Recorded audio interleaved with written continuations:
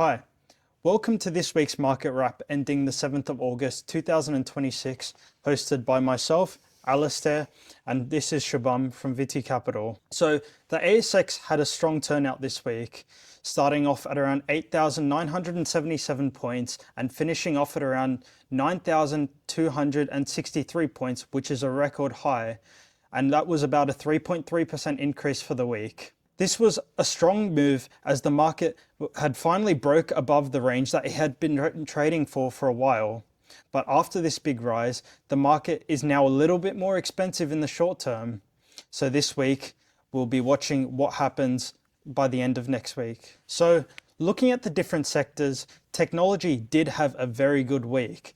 So Shubham, what are your comments on the technology sector for this week? This week was particularly good for technology sector because the companies are coming out with their earnings, and then in that we can see that the spend on the AI infrastructure and data centers is increasing for all the big tech companies, which is again reviving the idea of bigger spending in this sector, which will keep the revenues and profitability up for technology sector. And also today Atlassian was up 30% after hours after the strong fourth fiscal quarter results that they announced. So this technology was up, and also the Australian banks were up this week because RBA kept the rates stable, but the governor did give a hawkish tone because of the uncertainty on Hormuz at the moment.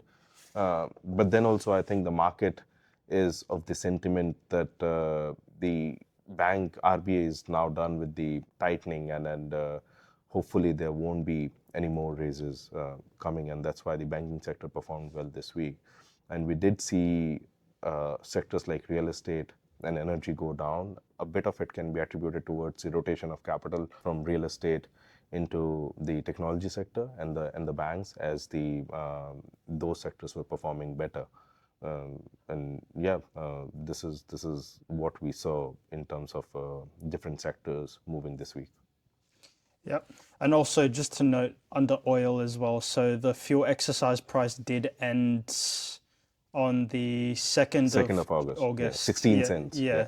So another thing to note is that gold did rise to around the 4,300 mark, which is up 4% for the week as a result of fragile ceasefire and the AI stock sell-off, both boosted by safe haven as a result of the Strait of Hormuz being closed.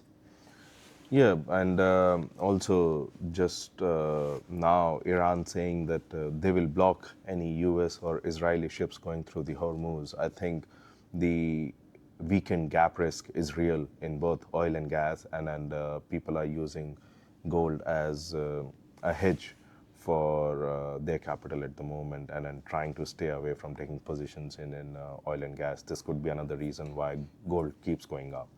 And I think, this is it for the week, and we'll come back next week with the update again. Thank you. All right. Thank you, guys.